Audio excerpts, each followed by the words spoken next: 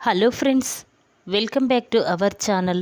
విశ్వ నిజ స్వరూపాన్ని అందరి ముందు బయటపెట్టి అమూల్య తిరుపతికి పెళ్లి జరిపించిన నర్మద అది ఎలా జరిగిందో తెలుసుకోవాలంటే ఈ వీడియోని ఎక్కడా స్కిప్ చేయకుండా చివరి వరకు చూడండి. ఇక స్టోరీలోకి వెళ్ళినట్లయితే అమూల్య ఒంటరిగా నిలబడి రామరాజు ఇంటి వైపే చూస్తూ చాలా బాధపడుతూ ఉంటుంది. ఇక తన మనసులో, నానా, నీ మనసు నేను బాధ పెట్టాను, నిన్ను నమ్మించి మోసం చేశానని మీరందరూ అనుకుంటున్నారు. కానీ నేను ఇష్టం లేకుండానే విశ్వాతో వెళ్ళవలసిన పరిస్థితి వచ్చింది. కానీ మీరందరూ నాకు విశ్వాకి పెళ్ళి జరిగిందనుకుంటున్నారు. కానీ నాకు పెళ్ళి జరగలేదు. ఆ విషయం ఏదో ఒకరోజు మీ ముందు బయట పెడతాను, నా నిజస్వరూపాన్ని నిరూపించుకుంటాను అని అమూల్య అనుకుంటూ ఉంటుంది. ఇంతలోనే అటుగా వెళ్తున్న విశ్వ అమూల్య దగ్గరికి వచ్చి, ఏయ్ ఏంటే ఆ ఇంటి వైపు చూస్తున్నా అనగానే అప్పుడు అమూల్య, ఏ చూస్తే తప్ప చూడకూడదా అని అంటూ ఉంటే అప్పుడు విశ్వ, చూడు, అది నా శత్రువుల ఇల్లు, నువ్వు ఆ ఇంటి వైపు కన్నెత్తి చూడాలన్నా నా పర్మిషన్ కావాలి అని విశ్వ అంటూ ఉంటే అప్పుడు అమూల్య, ఏంటి నీ పర్మిషన్ కావాలా? ఎవరికి కావాలి? అది నా పుట్టినిల్లు, నేను ఎప్పుడైనా చూస్తాను, ఎప్పుడైనా ఆ ఇంటికి వెళ్ళి మా అమ్మా నాన్నలతో మాట్లాడి వస్తాను. నువ్వు నన్ను ఏమీ చెయ్యలేవు. చూడు, బలవంతంగా నన్ను తీసుకొచ్చి ఈ ఇంట్లో పెట్టినంత మాత్రాన నేను నీ మాట వినాలన్న రూల్ ఏం లేదు కదా అని చెప్పి ఇక అమూల్య విశ్వ ఇద్దరూ గొడవ పడుతూ ఉంటారు. అటుగా వెళ్తున్న నర్మద విశ్వ అమూల్యని చూసి ఒక్కసారి షాక్ అయిపోతుంది. అంటే ఆ విశ్వగాడు కావాలని అమూల్యని బాధ పెడుతున్నాడు. అది చూసి అత్తయ్య మామయ్య బాధపడాలనే ఇలా చేస్తున్నాడు. లేదు, ఇక ఆ విశ్వగాన్ని క్షమించకూడదు. వాడి నిజస్వరూపం, శ్రీవల్లి నిజస్వరూపం నేను మామయ్య ముందు బయట పెడతాను అని నర్మద అనుకుంటూ, ఇప్పుడు ఎలా ఎలా బయట పెట్టాలి? ఏ ఆధారాలు నా దగ్గర లేవు కదా అని నర్మద ఆలోచిస్తూ, ఇంతలోనే నర్మదకి ఒక ఆలోచన వస్తుంది. ఇంట్లో సీసీ ఫుటేజ్ ద్వారా శ్రీవల్లి నిజస్వరూపాన్ని అందరి ముందు బయట పెడతాను అని చెప్పి నర్మద, శ్రీవల్లి నన్ను సాగర్ని బయటికి గెంటించాలని చూశావు కదా, ఈ రోజుతో నీ నిజస్వరూపమే అందరి ముందు బయట పెట్టబోతున్నాను అని చెప్పి ఇక నర్మద వెంటనే ప్రేమ ధీరజ్ దగ్గరికి వెళ్తుంది.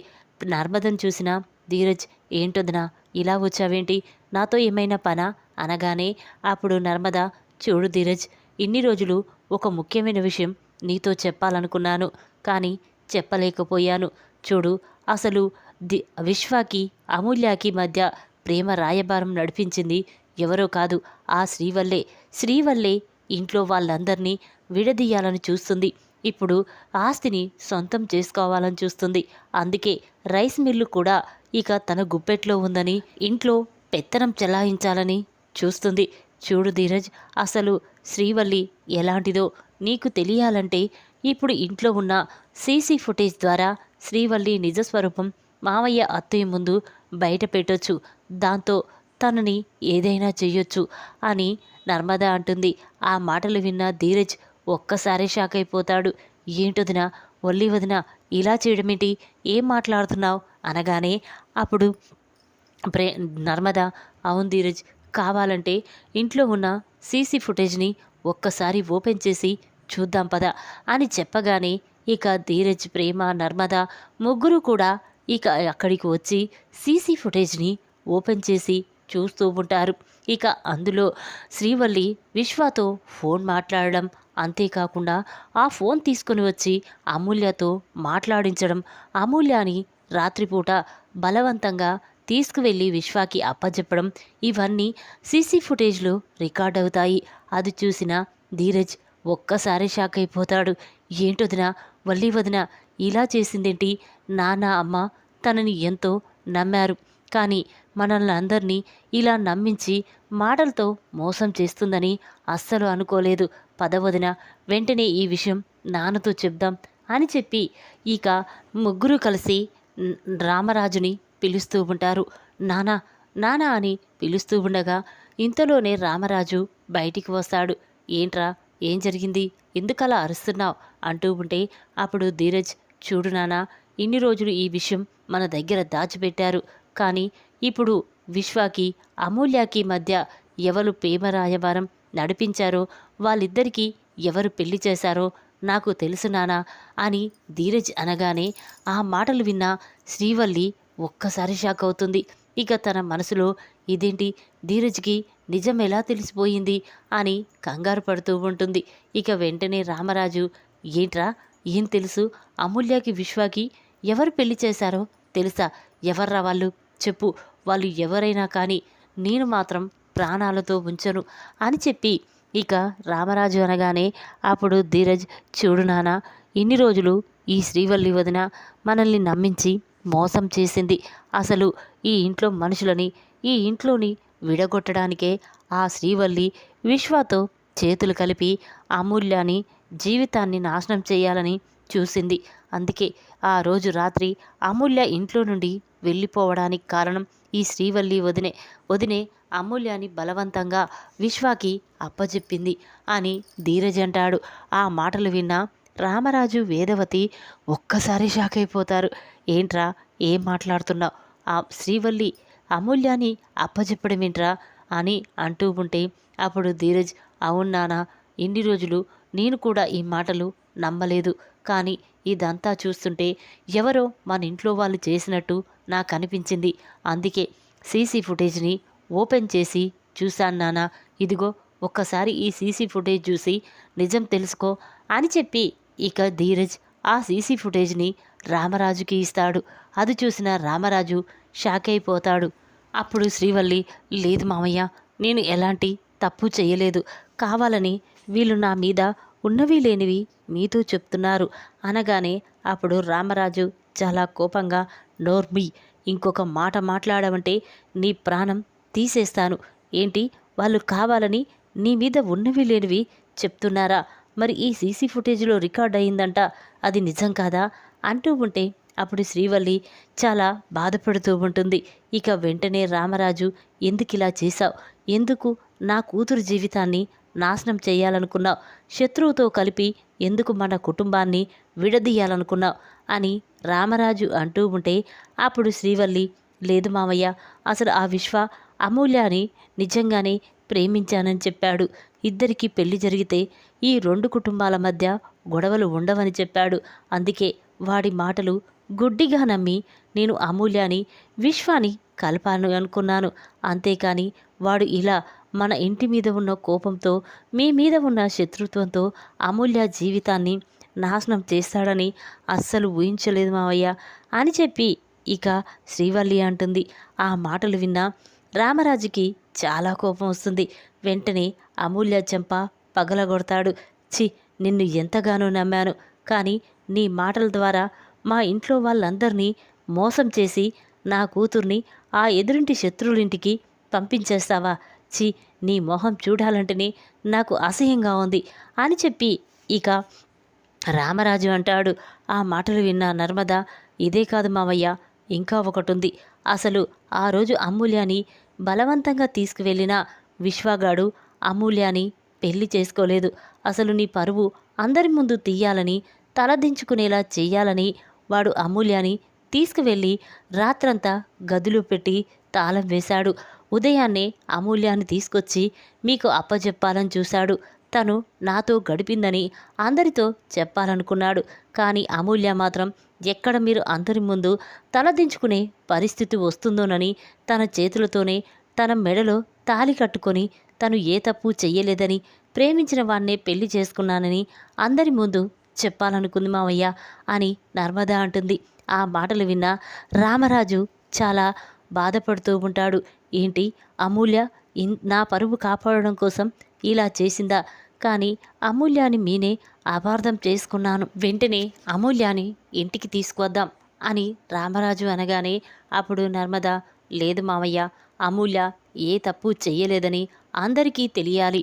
అంతేకాదు, అసలు ఆ విశ్వ అమూల్య మధ్య ఎలాంటి ప్రేమ లేదని అందరికీ తెలిసిన తర్వాతే అమూల్యాని ఇంటికి తీసుకురావాలి. లేకపోతే అందరూ అమూల్య గురించి తప్పుగా అర్థం చేసుకొని అమూల్యాని అవమానిస్తారు అని నర్మద అంటుంది. అది విన్న రామరాజుకి ఏమీ అర్థం కాదు. ఏంటమ్మా, ఏం మాట్లాడుతున్నావు, అందరికీ తెలియడమేంటి అనేసరికి అప్పుడు నర్మద, మావయ్య నేను చెప్తాను కదా, మీరందరూ అసలు అక్కడికి వెళ్దాం పదండి అని చెప్పి నర్మద వెంటనే వాళ్ళని ఇక అమూల్య దగ్గరికి పంపిస్తూ ఉంటుంది. ఇంతలోనే తన ఫోన్ తీసి మీడియా వాళ్ళకి వెంటనే ఇంటికి రమ్మని చెప్తుంది. దాంతో వాళ్ళు సరే మేడం అని చెప్పి ఇంటికి వస్తారు. ఇక అందరూ గీత బయటే నిలబడి అమ్మా అమూల్య, అమూల్య అని పిలుస్తూ ఉంటుంది. ఇక ఆ మాటలు విన్న అమూల్య బయటికి వస్తుంది. రామరాజు అమూల్యని చూసి చాలా బాధపడుతూ ఉంటాడు. అమ్మ అమూల్య, నువ్వు ఏ తప్పు చేయకపోయినా నిన్ను మాత్రం అసహించుకున్నాం, బాధ పెట్టాం, తప్పు చేశావని మళ్ళీ ఆ విశ్వాగాడితో పంపించాం. కానీ నువ్వు నన్ను అందరి ముందు తలదించుకోకుండా చెయ్యాలని ఇలా చేశావని అస్సలు అనుకోలేదమ్మా అని రామరాజు అంటూ ఉంటే ఆ మాటలు విన్న అమూల్య చాలా బాధపడుతూ వెంటనే రామరాజుని హగ్ చేసుకుంది. ఇంతలోనే మీడియా వాళ్ళు కూడా అక్కడికి వస్తారు. అది చూసిన నర్మద చాలా కోపంగా వెంటనే విశ్వ కాలర్ పట్టుకొని, చెప్పరా, నిజం చెప్పు, అసలు అమూల్య ఏ తప్పు చెయ్యలేదని చెప్పు, నువ్వే కావాలని అమూల్య జీవితాన్ని నాశనం చెయ్యాలనుకున్నావని చెప్పురా అని నర్మద అంటూ ఉంటే అప్పుడు విశ్వ, చూడు, నా ప్రాణం పోయినా నేను చెప్పను, ఎందుకంటే ఆ రామరాజు కూతురు నాతో ఉందని అందరికీ తెలిసిపోయింది. ఇక వాడు అందరి ముందు తలదించుకునేలా చెయ్యడమే నా బాధ్యత అని చెప్పి విశ్వ అంటూ ఉంటే అప్పుడు నర్మద, అవునా, నువ్వు మా మావయ్య పరువు తీయాలనుకున్నావు, కానీ నేను మాత్రం నీ జీవితాన్నే నాశనం చేస్తాను అనగానే అప్పుడు విశ్వ, చూడు, మీరందరూ నన్ను ఏమీ చెయ్యలేరు, ఎందుకంటే ఇప్పుడు అమూల్య నా దగ్గర ఉంది అంటూ ఉంటాడు. ఆ మాటలు విన్న నర్మదకి చాలా కోపం వస్తుంది. చూడు, నువ్వు అమూల్య గురించి ఎంతలా ఊహించుకున్నావో నేను కూడా నీ గురించి అంతలా ఊహించాను. అందుకే అమూల్యని బలవంతంగా తీసుకువెళ్ళావని ఒక్క కేసు పెట్టానంటే నిన్ను ఆ పోలీసులే తీసుకువెళ్ళి జైల్లో పడేస్తారు. చేసిన తప్పుకి శిక్ష అనుభవిస్తావు. బ్రతికున్నన్ని రోజులు జైల్లో నుండి బయటికి రాకుండా నేను చేస్తాను అని నర్మద అంటుంది. ఆ మాటలు విన్న విశ్వ ఒక్కసారి స్టన్ అయిపోయి చూస్తూ ఉంటాడు. నిజంగానే నర్మద అన్నంత పని చేస్తుంది. ఆ రోజు తన ఉద్యోగ విషయంలో కూడా నాన్నని అరెస్ట్ చేయించింది. ఇప్పుడు కూడా అలాగే చేస్తుందా అని అనుకుంటూ ఉంటే అప్పుడు నర్మద, చూర్రా, నిజం ఒప్పుకుంటావా లేక జైలుకు వెళ్తావా అనేసరికి ఇక విశ్వ, నిజంగానే నేను ఇప్పుడు ఒప్పుకోకపోతే జైల్లో ఉంటాను అని చెప్పి వెంటనే మీడియా ముందు, అవును, నేను చేసింది తప్పే, అమూల్య ఎలాంటి తప్పు చేయలేదు, అమూల్యని ప్రేమించాను, బలవంతంగా తీసుకువెళ్ళాను, రాత్రంతా గదిలో ఉంచాను, కానీ మా ఇద్దరి మధ్య ఏమీ జరగలేదు, అమూల్య ఏ తప్పు చేయలేదు అని చెప్పి విశ్వ అమూల్య గురించి మీడియా ముందు మంచిగా చెప్తాడు. అది విన్న భద్రావతి, సేనాపతి చాలా కోపంతో రగిలిపోతూ ఉంటారు. వెంటనే భద్రావతి విశ్వ దగ్గరికి వచ్చి, ఒరే విశ్వ, ఏం మాట్లాడుతున్నావురా నువ్వు, ఆ అమ్మాయిని పెళ్లి చేసుకున్నానని చెప్పావు కదరా, ఇదేంట్రా ఇలా మాట్లాడుతున్నావు అనగానే అప్పుడు విశ్వ, లేదత్తా, నేను అమూల్యాని పెళ్లి చేసుకోలేదు, అసలు అమూల్య మెడలో తాళి కట్టలేదు, ఆ అమూల్యే తన చేతులతో తను తాళి కట్టి నాకు తనకి పెళ్ళయిందని అందరి ముందు చెప్పింది, కానీ మా ఇద్దరికీ పెళ్ళి కాలేదు అని చెప్పి ఇక విశ్వ చెప్పగానే ఆ మాటలు విన్నా అందరూ కూడా షాక్ అయిపోతారు. ఇక అక్కడున్న వాళ్ళు మాత్రం విశ్వ గురించి, భద్రావతి గురించి చాలా తప్పుగా మాట్లాడుకుంటూ ఉంటారు. ఇక అది చూసిన రామరాజు చాలా సంతోషపడుతూ ఉంటాడు. వెంటనే అమూల్యాని హగ్ చేసుకొని, అమ్మ అమూల్య, ఈ రామరాజు కూతురు ఎప్పటికీ తప్పు చెయ్యదు, కానీ తొందరపడి మీ అమ్మ నీ మీద చేయి చేసుకుంది, మమ్మల్ని క్షమించమ్మా అనగానే అప్పుడు నర్మద వెంటనే రామరాజు దగ్గరికి వచ్చి, మావయ్య, ఆ విశ్వగాడు అమూల్యని మోసం చేశాడని అందరికీ తెలిసిపోయింది, అందుకే వెంటనే మనం అమూల్య పెళ్ళి జరిపించాలి అనగానే అప్పుడు రామరాజుకి ఏమీ అర్థం కాదు.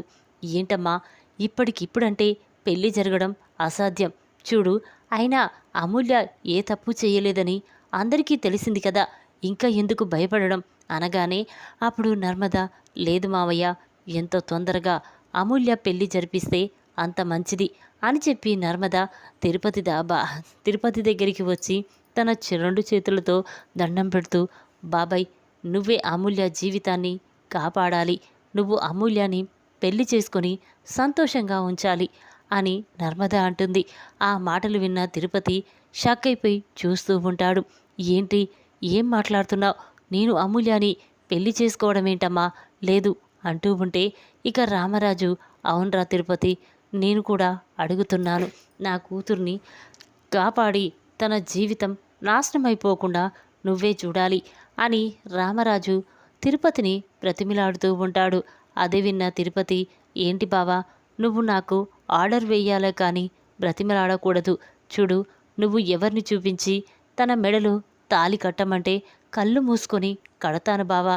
అలాంటి అమూల్యాన్ని నాకిచ్చి పెళ్లి జరిపిస్తానంటే నేను ఎలా కాదంటాను అని చెప్పి తిరుపతి అంటాడు. ఆ మాటలు విన్న నర్మద ఇక వెంటనే గుడిలో అందరి ముందు తిరుపతి చేత అమూల్య మెడలో తాలి కట్టిస్తుంది. అది చూసిన విశ్వ, భద్రావతి, సేనాపతి షాక్ అయిపోయి చూస్తూ ఉంటారు.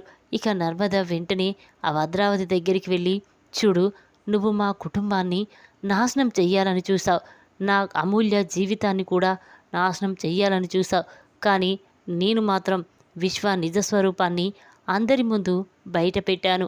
ఇప్పుడు తిరుపతికి అమూల్యకి పెళ్లి జరిపించాను. చూడు, ఇక విశ్వని పెళ్లి చేసుకోవాలంటే ఏ ఆడపిల్ల అంత తొందరగా నమ్మదు. ఇక విశ్వకి పెళ్లి జరగడం అంటే అది మామూలు మాట కాదు అని చెప్పి నర్మద, భద్రావతి, సేనాపతి విశ్వకి వార్నింగ్ ఇచ్చి అక్కడి నుంచి ఇక అందరూ ఇంట్లోకి వెళ్ళిపోతారు. అది చూసిన భద్రావతి చాలా కోపంతో రగిలిపోతూ, ఒరే విశ్వ, ఆ రామరాజు కుటుంబాన్ని నాశనం చెయ్యరా అంటే ఇప్పుడు మన కుటుంబాన్ని నాశనం చేసేలా ఉన్నావు కదరా, చి, నీ మొహం చూడాలంటేనే అసహ్యంగా ఉంది అని చెప్పి భద్రావతి లోపలికి వెళ్ళిపోతుంది.